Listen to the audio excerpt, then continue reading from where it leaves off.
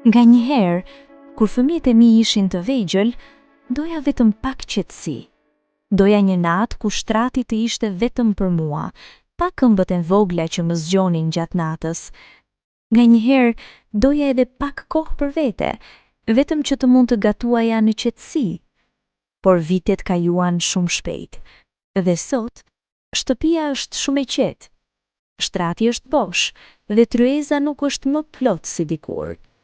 Tani kuptoj që këto ishin vitet më të bukura të jetës time. Shpesh mendojmë se jeta jonë është monotone, ditë të njëjta, rutina të njëjta, por vite më vonë kuptojmë se ato momentet e thjeshta ishin puna më e rëndësishme e jetës sonë. Dikur angohesha, rrëmuja, lodrat dhe rrobat nuk kishin fund.